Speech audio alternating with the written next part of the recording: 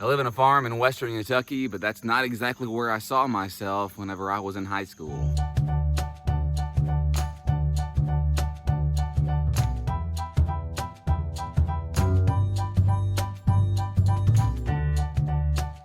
I want to get in the shed and show you a little something. I keep it locked not because I'm worried about thievery or anything like that, but because the kids get in here and mess with things, and when we put the incubator in here, it has a couple of wires that might hurt them, so we want to make sure that they don't get hurt. So it's really more for safety than anything else. I hate that it's locked. It's really a huge inconvenience.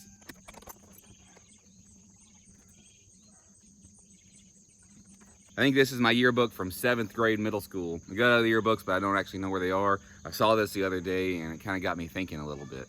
Did people sign your books whenever you had yearbooks in middle school, high school, elementary school? I'm looking at some of the things they had. There was a guy named Nick Dempsey.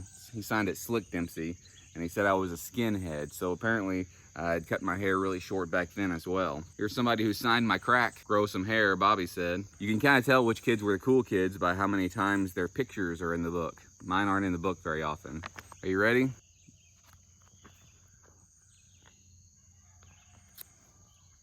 Right there I was in 7th grade. See me? There you go. Right between Carrie Underhill and Christina Wallace. Daniel Walker. I'm looking for my picture in here again.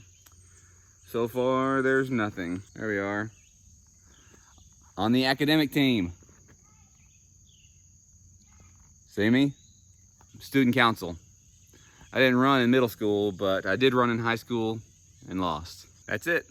I'm looking, I can't see any other times that I'm listed in here. In high school, I joined the chess club just so I could say I was in the chess club. I thought that would be a good story. But I said all of this just to say that this isn't exactly where I thought I would be whenever I grew up. I had a dream in high school of being a cast member on Saturday Night Live. I used to look up jokes on the internet every night, and then I would tell some of them every day. One man walked into a bar, the second one ducked. I decided that I wanted to be a preacher, and I went to school. I went to Freed-Hardeman University. It's a little school in West Tennessee. I do remember very much telling Rua that I had a dream of living back here on this property one day. When we were dating, I drove her back here. Nobody was living back here. Part of it was being farmed by a local farmer, the same local farmer who farms the back 40, and part of this property we bought last year as well. He was farming it back then, and I said, I want to put a house right back here. But that hasn't always been the dream. I'm probably like most other people who, dream of having lots of money and, power, prestige, whatever else whenever I was young. I don't know exactly why I wanted to work on Saturday Night Live, maybe because of the fame, maybe because people seem to like them and I wanted to be likable. There's so many things that are caught up in all of that stuff. When you have, for me anyway, when you have, this job and you have a house in the city and you have all these bills and you have all these people around you that you're trying to keep up with, it's still that way to a certain degree. We don't have quite as many neighbors as we had in California, but we still have neighbors, and sometimes we still feel the need to keep up with the Joneses and do some things that are similar. And not only that, now we have YouTube. There's a lot of friends that we've made on YouTube, and sometimes you've got that urge to try to keep up with the Joneses and keep up with other people there as well. We moved here and we're doing the things that we're doing to live a simple life.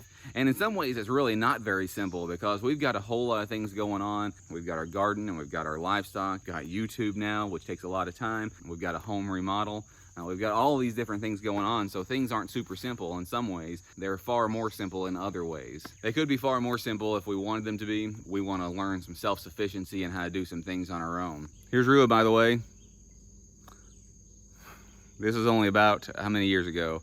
This has only been about 10 years ago. I've got a feeling that a lot of people feel really trapped and they are doing what they're doing because they can't think of doing anything else. Don't feel like they can do anything else. Whatever that is that they want to do or whatever it is that they don't want to do, they feel trapped where they are. They feel trapped in the job they have because of the payments and stuff that they have. And they feel trapped in the location they are, wherever that is, because it would be expensive or hard to move out of it. And a lot of the reasons are financial. We're very blessed people, but we also have said no to a lot. We live in a mobile home that was very inexpensive, so that we could live the life that we wanted to and have a lot more freedom. But we're living our dream. It's not something that we're pursuing our passion, living our dream in order to make tons of money. We're living our dream for freedom, and that's what we enjoy and we love and we do. I know that this isn't really in a lot of ways homesteading related, but in some ways it very much is, because I think homesteading and people who homestead often are doing it because that's what they want to do, and you've got to make sacrifices in order to do that. So if that's something that you want to do, then take the plunge. You don't have to do everything at once. You can just do a little bit at a time. Bunnies are super easy. Start with little baby rabbits. A lot of people start with chickens. Start with a small garden if that's what you want to do. But